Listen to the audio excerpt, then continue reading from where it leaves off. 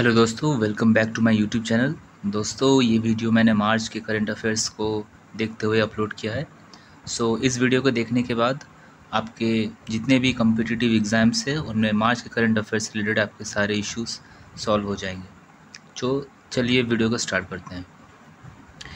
किस खिलाड़ी ने वर्ष 2022 के फीफा फुटबॉल अवार्ड्स में बेस्ट मेंस फुटबॉलर का अवार्ड जीता है? तो इसका आंसर है लियोनेल मेसी। फीफा ने वर्ष 2022 के फुटबॉल अवार्ड्स की घोषणा कर दी है। इस अवार्ड्स में अर्जेंटीना के विश्व कप विजेता कप्तान लियोनेल मेसी ने पुरुष वर्ग में बेस्ट फुटबॉलर का अवार्ड अपने नाम किया है। कतर में संपन्न हुए फीफा वर्ल्ड कप 2022 में मेसी ने अपने टीम को वर्ल्ड चैंपियन बनाया था। साथ ही उन्होंने विश्व कप में गोल्डन बॉल का अवार्ड जीता था। सर्वश्रेष्ठ फीफा महिला खिलाड़ी का अवार्ड अलेक्सिया पुटेल्स ने जीता। साथ ही सर्वश्रेष्ठ फीफा पुरुष गोलकीपर का अवार्ड एमिलियानो मार्टिनेज ने जीता। अगला question, multilateral cobra warrior exercise का आयोजन किस देश में किया जाएगा?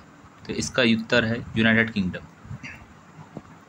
भारत ने हाल ही में यूनाइटेड किंगडम में कोबरा वॉरियर एक्सरसाइज में भाग लेने के लिए मिराज 2000 लड़ाकू विमानों और अन्य विमानों को भेजा है।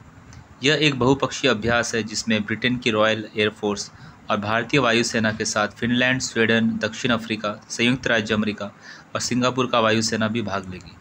इस एक्सरसाइज में इंडियन एयरफोर्स के 5 Mirage 2000 fighter plane, 2 C-17 Globemaster और एक IL-78 मिड एयर रिफ्यूलर विमान भाग लेंगे।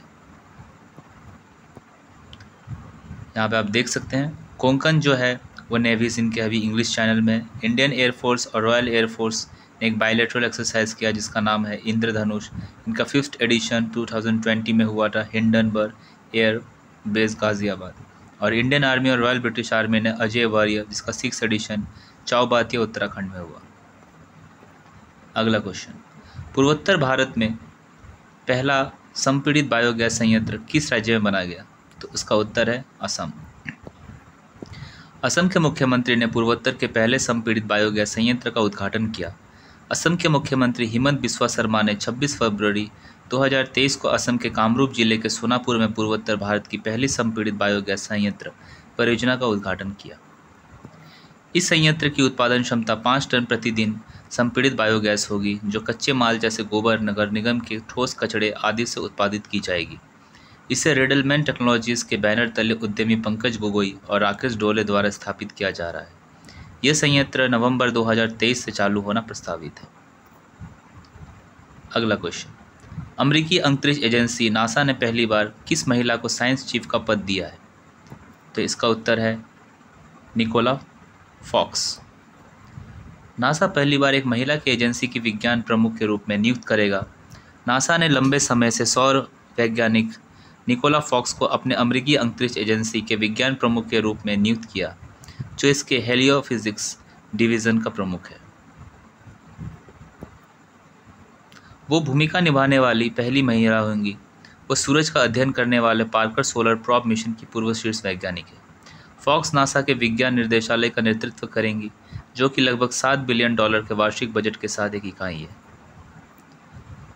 अगला क्वेश्चन, फलों की फसल का उत्पादन बढ़ाने के लिए सरकार कितने स्वच्छ संयंत्र स्थापित करेंगी? तो उत्तर है 10। केंद्र सरकार सेब, एवोकेडो और ब्लूबेरी जैसी फसल के लिए 10 स्वच्छ संयंत्र केंद्र स्थापित करेगी। यह केंद्र आत्मनिर्भर स्वच्छ संयंत्र कार्यक्रम के तहत स्थापित किए जाएंगे।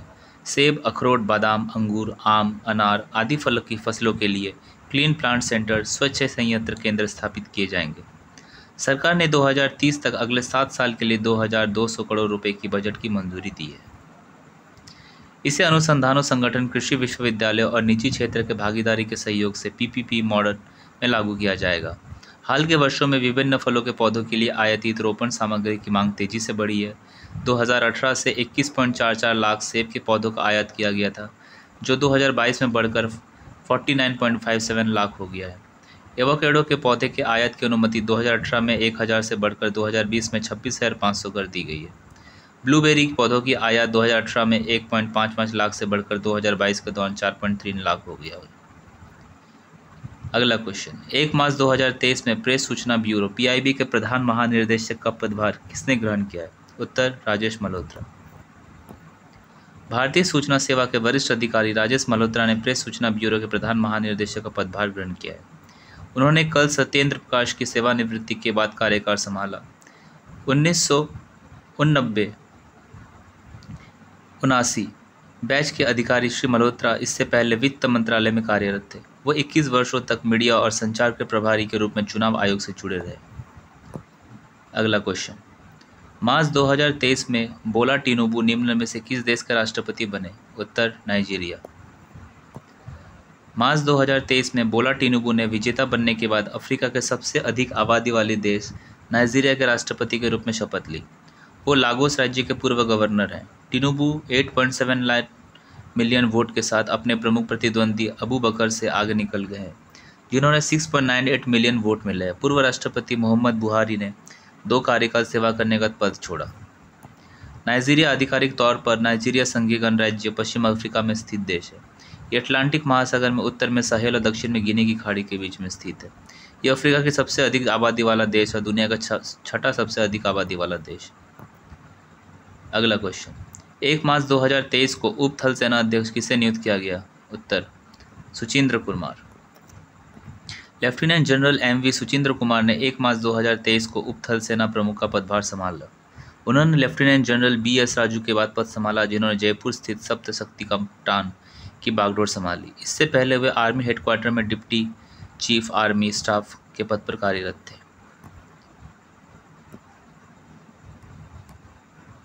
अगला क्वेश्चन, NTPC ने झारखंड में भारत का पहला एयर कूल्ड कंडेंसर चालू किया है। महारत्न टोटल 12 हैं। न्यूएस्ट 19 में 2002 में भेल 1964 में सबसे ओल्डेस्ट NTPC के CEO गुरदीप सिंह। NTPC ने झारखंड के नॉर्थ करणपुरा सुपर क्रिटिकल संयंत्र में भारत का पहला एयर कूल्ड कंडेंसर चालू किया है। इस परियोजना की परिकल्पना एयर कूल्ड कंडेंसर के साथ की गई है, जिसमें पारंपरिक वाटर कूल्ड कंडेंसर की तुलना में लगभग 1/3 वाटर फुटप्रिंट है।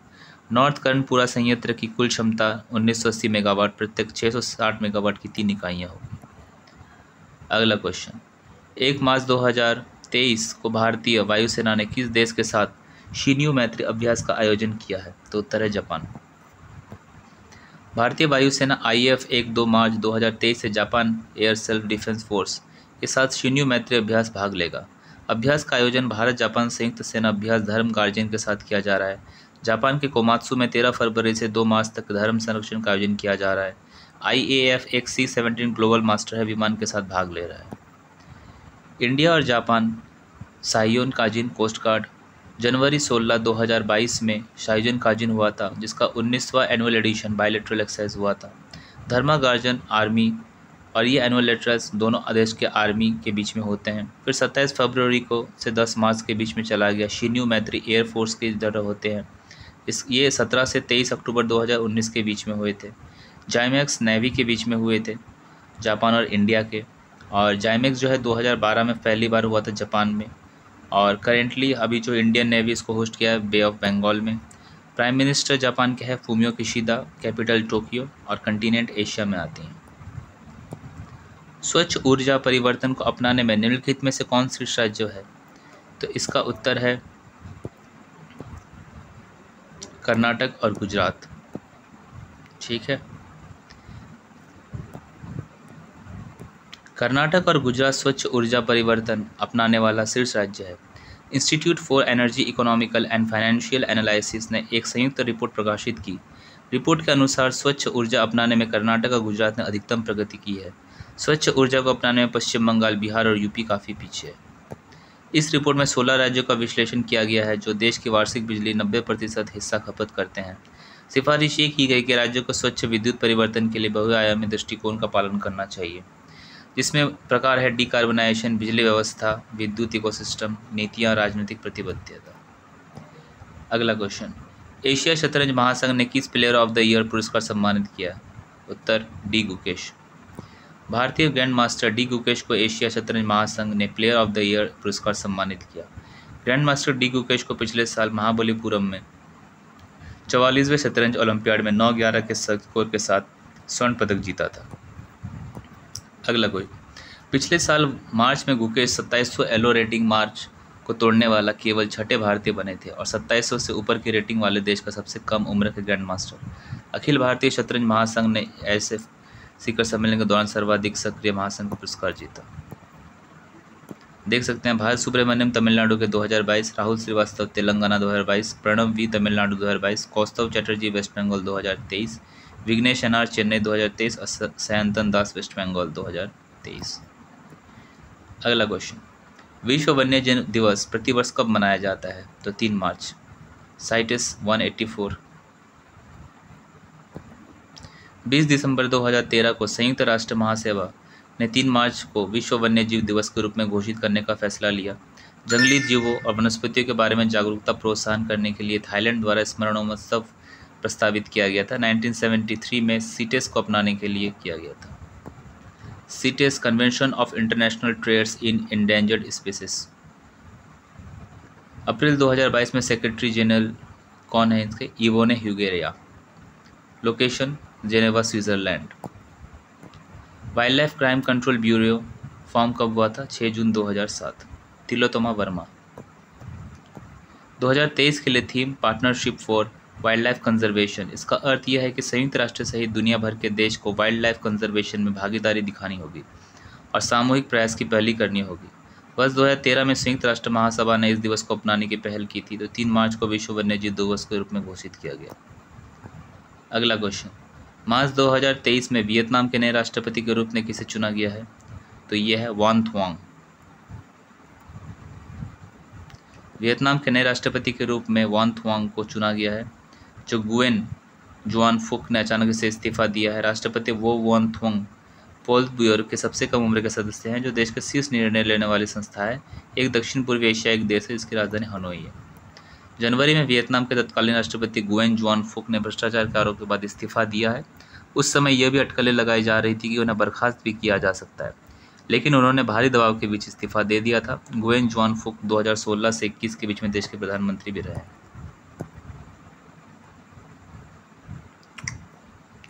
3 मार्च 2023 को राष्ट्रपति द्रौपदी मुर्मू ने किस शहर में 7वें अंतर्राष्ट्रीय धर्म सम्मेलन का उद्घाटन किया है? तो भोपाल में। 7वां अंतर्राष्ट्रीय धर्म सम्मेलन भोपाल में। 6वां बिहार के नालंदा विश्वविद्यालय में हुआ था। 3 मार्च 2023 को राष्ट्रपति द्रौपदी मुर्मू मध्य प्रदेश के भोपाल के 7वें अंतर्राष्ट्रीय धर्म सम्मेलन का उद्घाटन किया। इंडिया फाउंडेशन द्वारा बौद्ध विश्वविद्यालय के सांची विश्वविद्यालय के सहयोग से किया जा रहा है। 3 दिवसीय सम्मेलन में eastern humanism for the new era theme होगी। 3 मार्च से शुरू होने वाले अंतर्राष्ट्रीय धर्म सम्मेलन का 5 मार्च को होगा। 15 देशों से 350 से अधिक विद्वान शामिल हो रहे हैं। इसमें Bhutan, Mongolia, Sri Lanka, Indonesia, Thailand, Vietnam, Nepal, दक्षिणी कोरिया, मॉरिशस, रूस, स्पेन, फ्रांस, अमेरिका और ब्रिटेन की सहभागिता रहेगी। अगला क्वेश्चन, हाल ही में किस राज्य के 3 जिलों में सोने की खदानें मिली है? उड़ीसा। उड़ीसा में पहले से ही देश के क्रोमाइट जमा का लगभग 98% हिस्सा है। 27 फरवरी को इस्पात और खान मंत्री प्रफुल्ल मलिक ने राज्य विधानसभा का सूचित किया कि उड़ीसा के 3 जिलों देवगढ़, क्योंझर और मयूरभंज में अलग अलग जगहों पर सोने की खदानें मिली है। ये सोने के भंडार क्योंझर जिले में 4 स्थानों, मयूरभंज जिले में 4 स्थानों, देवगढ़ जिले में 1 स्थान पर पाए गए हैं। इन क्षेत्रों में डिमिर, मुंडा, कुशाकला, गोटीपुर, गोपुर, जोशीपुर, सूर्यागुड़ा, रुसाइंदला, धूसुर पहाड़ी और अदा शामिल है। जीएसआई के विशेषज्ञों के अनुसार अदा क्षेत्र में तांबे के साथ अनुमानित 1685 किलोग्राम सोने का अयस्क है और एक कार्यतम सोने की खान है। कर्नाटक में हट्टी खदान है। मुख्य हट्टी खदान अब ऊटी और हीरा बुद्दानी में है। भारत ने 2022-20 में लगभग 1.6 टन सोने का उत्पादन किया है। तो चीन दुनिया का सबसे सोना उत्पादक है। ऑस्ट्रेलिया, रूस और कनाडा नंबर पर आता है। इसके बाद हट्टी गोल्ड माइन सबसे ज़्यादा है कर्नाटक में। हट्टी रायचूर में है। उसका कोलारबोर गोल्ड फील्ड्स कर्नाटक, फिर लावा, फिर सोनभद्रा, फिर पारसी झारखंड, सोनभद्र उत्तर प्रदेश, लावा झारखंड, कोलार कर्नाटक, हट्टी कर्नाटक।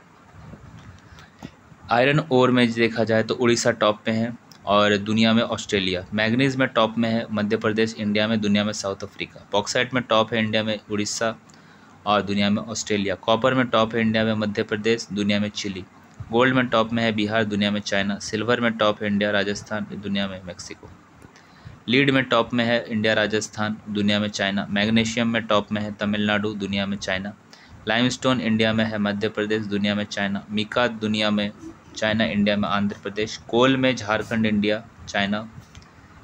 पेट्रोलियम में Maharashtra top, USA second, USA first में। यूरेनियम दुनिया में आंध्र प्रदेश। और दुनिया में कजाकिस्तान, थोरियम दुनिया में USA, इंडिया में केरला।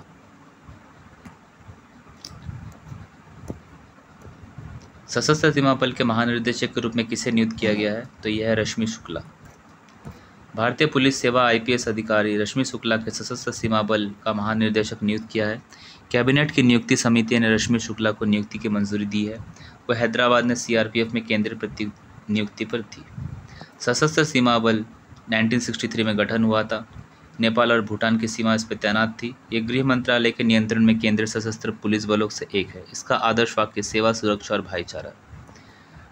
देख सकते हैं कुछ एक्स्ट्रा फैक्ट्स। DRDO 1 जनवरी 1958 SV कामत, इसरो 15 अगस्त 1969 S सोमनाथ, हाल इसमें हिंदुस्तान एरोनॉटिक्स लिमिटेड 23 दिसंबर 1940 R माधवन, CRPF 27 जुलाई 1939 SL Thaosen, Indian coast guard 18 अगस्त 1978 वीरेंद्र सिंह पठानिया, BSF 1 दिसंबर 1965 SL थाउसेंड, ITBP 24 अक्टूबर 1962 अनिश सिंह दयाल, CISF 10 मार्च 1969 सिविल वर्धन सिंह, SSB 20 दिसंबर 1963 ऋषि शुक्ला, NSG 16 अक्टूबर 1984 MA गणपति। तो दोस्तों ये इस वीडियो का पहला पार्ट था। इसके और भी पार्ट्स आगे आएंगे, तो आप चैनल को सब्सक्राइब कर लीजिए और अगली वीडियो बहुत जल्दी आएगी। थैंक यू इस वीडियो को देखने के लिए। धन्यवाद।